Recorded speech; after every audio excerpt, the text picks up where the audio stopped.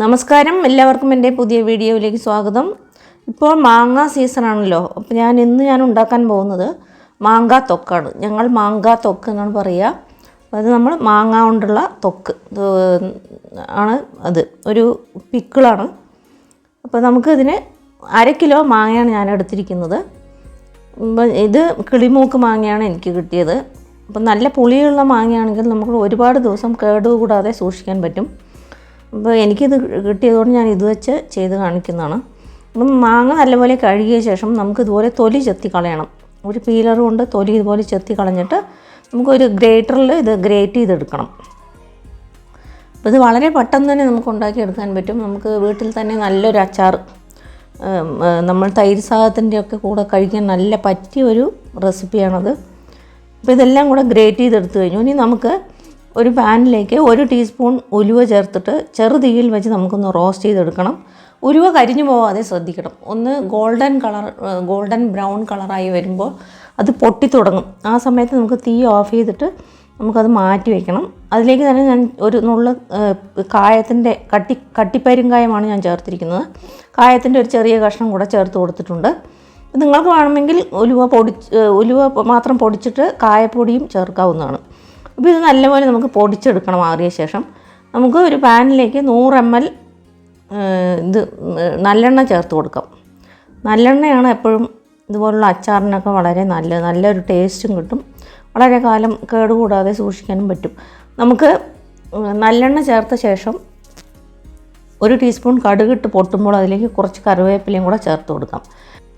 പിന്നെ ഗ്രേറ്റ് ചെയ്ത് വെച്ചിരിക്കുന്ന മാങ്ങ അതിലേക്ക് ചേർത്ത് കൊടുക്കാം. നമ്മൾ ചെറുതീയിൽ വെച്ചിട്ട് വേണം ഇത് കുക്ക് ചെയ്യാനായിട്ട്. ഇത് ഇടയ്ക്കിടയ്ക്ക് ഇതുപോലെ ഇളക്കി കൊടുത്തുകൊണ്ടിരിക്കുക. നമുക്കിനി ഇതിലേക്ക് ചേർക്കേണ്ടത് ഉപ്പാണ്.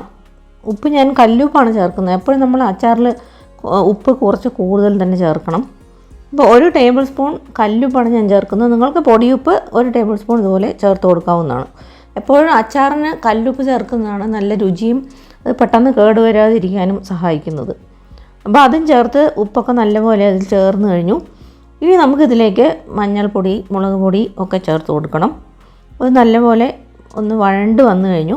ചെറുതീയിൽ വെച്ച് തന്നെ വഴട്ടിയെടുക്കാൻ ശ്രദ്ധിക്കുക. ഇനി നമുക്കതിലേക്ക് 1/4 ടീസ്പൂൺ മഞ്ഞൾപ്പൊടി ചേർത്ത് കൊടുക്കാം.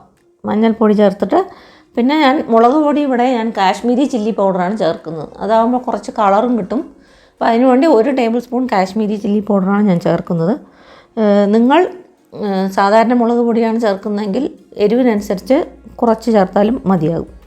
അപ്പോൾ നിങ്ങൾ ആദ്യമായിട്ടാണ് എൻ്റെ ചാനൽ കാണുന്നതെങ്കിൽ ഒന്ന് സബ്സ്ക്രൈബ് ചെയ്യാൻ മറക്കരുത് കൂട്ടുകാരെ. കൂടെ തന്നെ ബെൽ ബട്ടൺ കൂടെ ഒന്ന് പ്രസ് ചെയ്ത് കൊടുത്താൽ ഞാനിടുന്ന വീഡിയോൻ്റെ നോട്ടിഫിക്കേഷൻ നിങ്ങൾക്ക് കിട്ടുന്നതായിരിക്കും.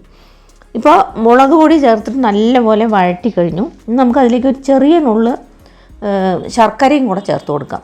ശർക്കര പൊടിയും വേണമെങ്കിൽ 1 ടീസ്പൂണോ വല്ലതും ചേർത്ത് കൊടുത്താൽ മതിയാകും. ഞാൻ ചെറിയ കഷ്ണം ശർക്കരയാണ് ചേർത്ത് കൊടുത്തത്.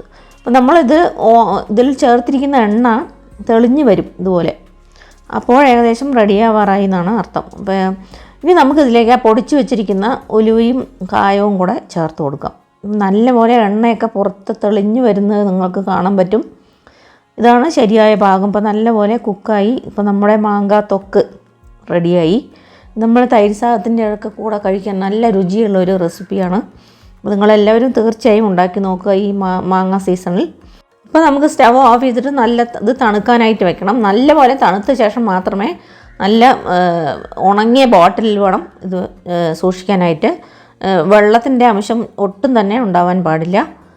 ഇത് നമുക്ക് ഒരു 1 മുതൽ 3 മാസം വരെ ഫ്രിഡ്ജിൽ കേടുവരാതെ സൂക്ഷിക്കാവുന്നതാണ്. എണ്ണ കൂടുതൽ ചേർക്കുമ്പോൾ പെട്ടെന്ന് കേടൊന്നും പോവുകയില്ല.